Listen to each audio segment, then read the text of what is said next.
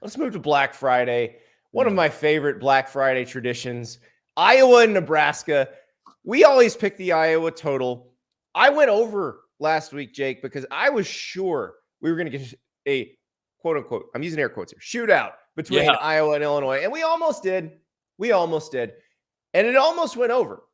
Caleb Johnson does not convert a 3rd and 7 late in the game. Iowa has to kick a field goal that would have pushed the total to 31 and pushed it over that 30.5. But this is the lowest opening total, believed to be the lowest opening total in college football history. That's insane. 27.5.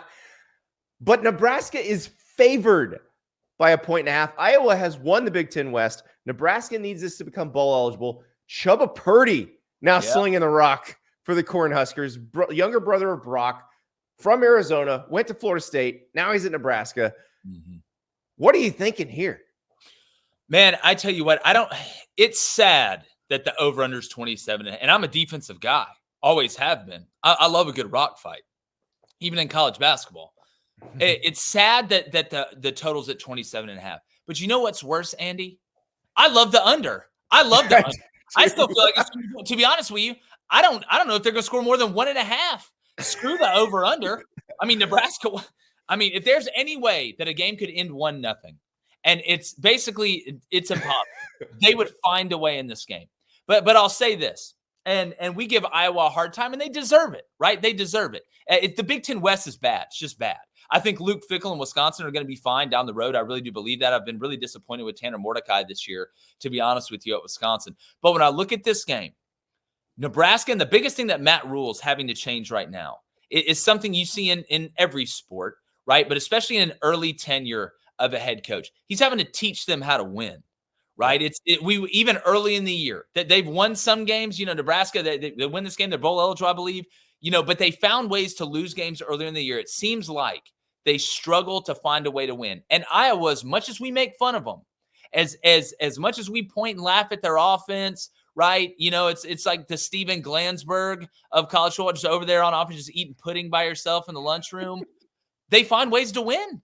Iowa finds ways to, as ugly as it is. And last week's a great example of it. You find a way to score that touchdown to be able to beat Illinois. And I was with you. I liked the over last week, to be honest with you, because I thought Paddock looked really good the week before for Illinois. They could at least score enough. And I didn't trust Illinois on defense because their best players are playing for the Seahawks right now from last year. But when I look at this Nebraska team, I just don't know yet if they have that. Is this the win that turns it for them? That finally kind of, you're seeing it with the Broncos a little bit right now in the NFL. Yep.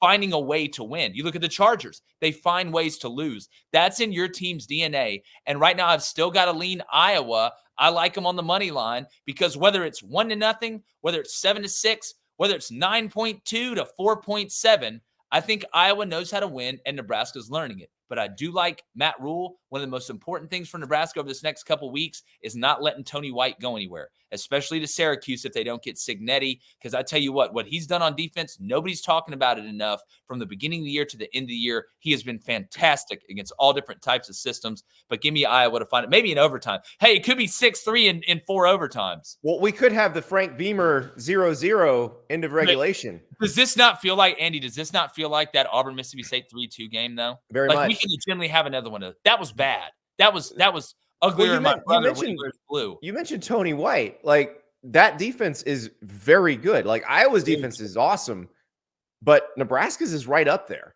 And so, like, Cole Hutmacher coming after my man Deacon Hill, that's like 600 pounds of collision right there. For sure. Well, you can't drive that on the interstate in some roads with that much. But when when you look at Tony, I think the most impressive thing too is, it's not like you're playing the same system every week. The NFL's hard. I'm not saying the NFL is easy, but what makes the NFL, I think, a little bit more not easier, but it flows a little bit better. Is a lot of people run similar stuff. There's a reason it's called pro style, and you don't have to worry about recruiting and academics and stuff like this. Look at Nebraska at the beginning of the year. You play Minnesota, right? You shut them down. That's one style of offense. Then you go play Colorado, a totally different style of offense, and you're able to pretty much shut them out and hold them down. Yeah, other than handing the football in the wrong side of the field. But yeah.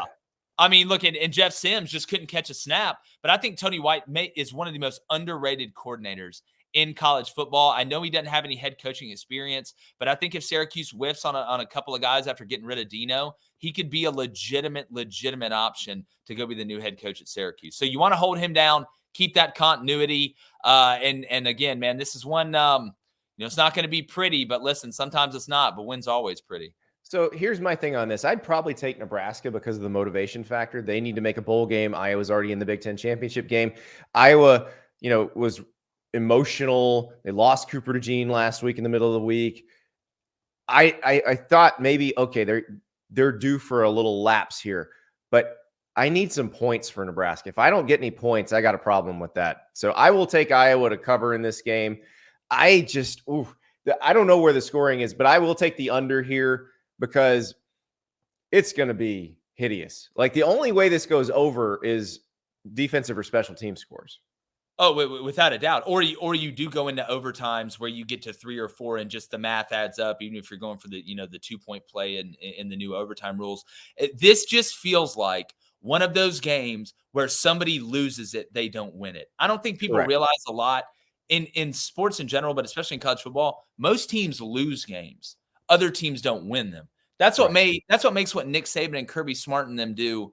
It's so incredible. It's that not only do they have better players than you, they let you beat yourself while they have better players. That's how you dominate people, and that's what we've seen from those two programs. So I feel like this is a game, whether it's a pick, whether it's a fumble, whether it's a safety or a kickoff return, punt return, block punt, something like that, Andy. It's got to be that way because I don't see both these offenses being able to march.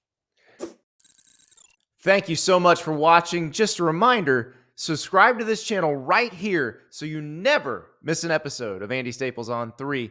And oh, by the way, watch all the other great videos on the On3 Sports YouTube channel.